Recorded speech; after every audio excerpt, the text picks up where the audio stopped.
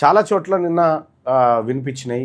ఏది నేను కనుక్కుంటే మా తన 5,000 ఇచ్చిరు, 10,000 ఇచ్చిరు ఓటుకు, తర్వాత మా తన 20,000 ఇచ్చిరు ఒక ఆయన, తర్వాత 5,000, 3,000, 1,000 రూపాయలు ఇట్లా డబ్బులు పంచిర్రు మా తాన అని చెప్పి, మా తాన మస్తు నడుస్తుంది అని చెప్పి చాలా గర్వంగా ఇంకొక రకంగా చెప్పుకుంటూ ఉన్నారు. సో నేను వాళ్ళందరికీ కూడా సూచన చేస్తూ ఉన్నా. ఎన్నికలు అయిపోయినాయి, అంటే మున్సిపల్ ఎన్నికలు అయిపోయినాయి. ఇక్కడ చాలామంది ఓట్ల అంశం మాట్లాడుకుంటున్నప్పుడు ఓటు విలువ గురించి దాదాపుగా అందరు చెప్తూ ఉంటారు. ఇక్కడ నిన్న ఒక ఓటును 3,000 రూపాయలకు అమ్ముకున్నాం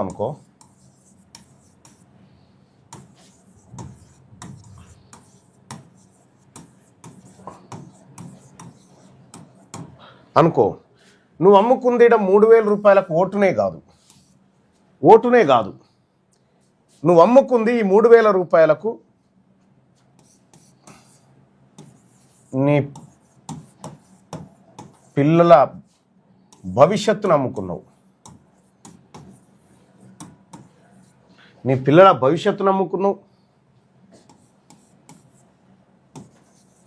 నీ ఆత్మగౌరవాన్ని అమ్ముకున్నావు. ఇది ఓటును అమ్ముకున్న వాళ్ళు మాత్రమే దీన్ని కన్సిడర్ చేసుకోండి. అలాగే నీ బిడ్డల చదువును,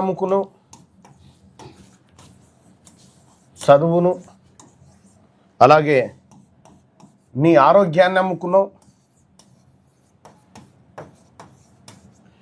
ఇట్లా నువ్వు 3,000 రూపాయలకు ఒక ఓటు అమ్ముకున్నాను అనుకుంటున్నావు, కానీ నువ్వు అమ్ముకుంది ఓటు కాదు. ఇగో ఇట్లా చాలా అంశాలను నువ్వు అమ్ముకున్నావు. నీ ఇల్లు అమ్ముకున్నావు, నీ పెన్షన్ అమ్ముకున్నావు, నీ బిడ్డ స్కాలర్షిప్ అమ్ముకున్నావు, నీ బాత్రూమ్ అమ్ముకున్నావు, నీ బిడ్డల భవిష్యత్తును అమ్ముకున్నావు, నీ చదువు అమ్ముకున్నావు, నీ శరీరాన్ని అమ్ముకున్నావు, నీ ఆరోగ్యాన్ని అమ్ముకున్నావు, నీ ఊరిని అమ్ముకున్నావు. ఎవరైతే కొనుక్కున్నారో 3,000 రూపాయలకి ఇవన్నిటిని కొనేసిండు మీ దగ్గర కొన్నది ఓటు అని అనుకుంటారు, ఓటు కాదు, ఇవన్నీ కొనేసిండు మీ దగ్గర. సో సాధారణంగా జనం 5 ఏళ్లకోసారి వచ్చేటువంటి ఎన్నికల్లో ఒక్కరోజు మాత్రమే అవినీతికి పాల్పడుతున్నారు.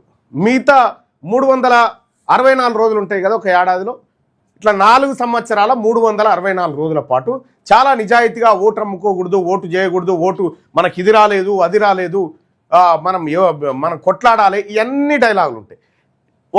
ఒక్కరోజు అవినీతి పరునిగా మారిపోతాడు. ఒక్కరోజు అవినీతి పరునిగా మారడం వల్ల ఈ మిగతా రోజులంతా వీనికి సుక్కలు కనిపిస్తూ ఉంటాయి.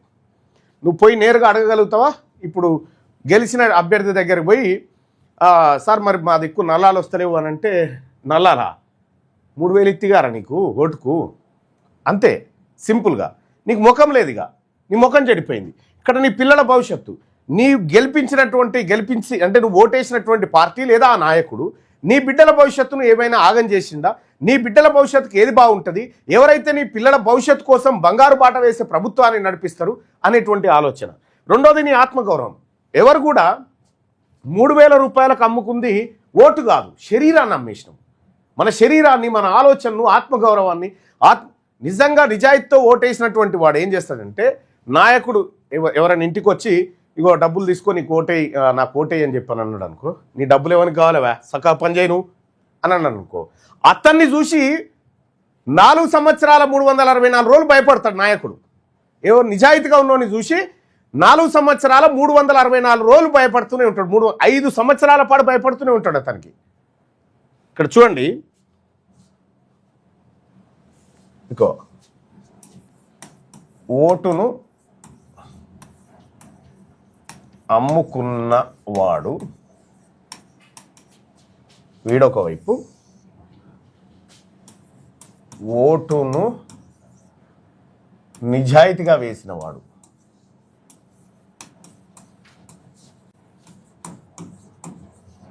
వీళ్ళిద్దరి మధ్యలో ఉండేటువంటి తేడాను ఒకసారి గమనించాలి. ఈ ఓటు నమ్ముకున్నటువంటి వాడు 5 ఏళ్ళు బానిసగా బతుకుతాడు.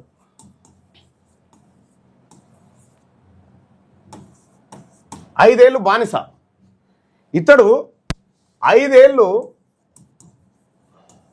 సింహంలాగా బతుకుతాడు. 5 ఏళ్ళు సింహంలాగా బతుకుతాడు. ఇతడు ఏ అవసరం వచ్చినా అడగలేడు.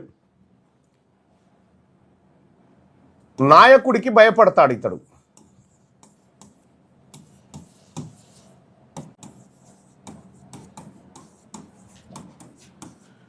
ఇక్కడ నాయకుడే భయపడతాడు.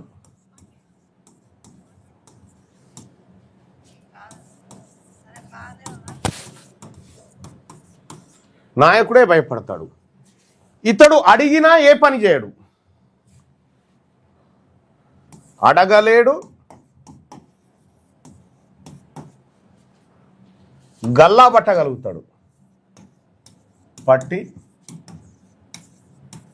అడగగలడు, గల్లా బట్టి అడగగలడు.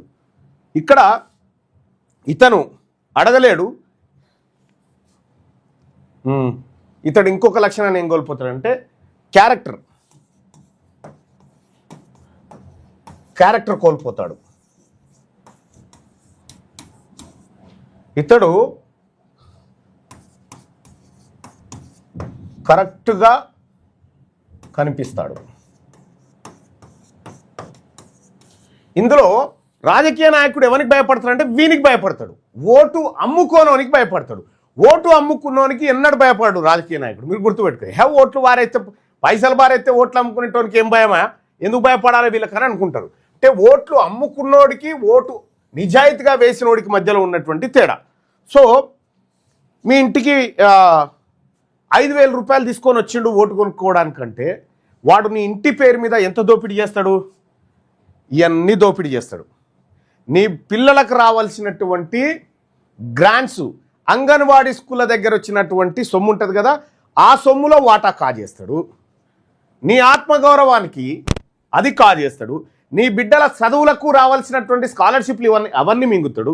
నీ ఆరోగ్యానికి ఉండాల్సినటువంటి దవాఖాన్లు, హెల్త్ ఇష్యూస్ అన్నింటినీ ఆడే మింగుతాడు. ఇవన్నీ మింగి 3,000 రూపాయలకు కొంటాడు నిన్ను. సో ఇక్కడ నిజాయితీగా ఉండేటోడు ఇగో ఇవన్నీ చేయగలుగుతాడు.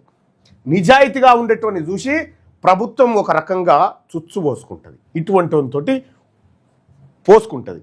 ఇటువంటిని చూసి ఈయనకే ఓపిస్తుంది ఉల్టా.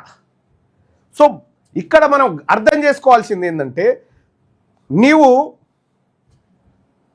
5 ఏళ్ల పాటు 5 ఏళ్లలో 4 సంవత్సరాల 364 రోజులు అవినీతిపరుడుగా బతుకు. కానీ ఓటేసే ఒక్కరోజు నిజాయితీగా బతుకు, నీ భవిష్యత్తే మారిపోతుంది. ఓటేసేటువంటి ఒక్కరోజే నిజాయితీగా బతుకు, నీ భవిష్యత్తు ఖచ్చితంగా మారిపోతుంది.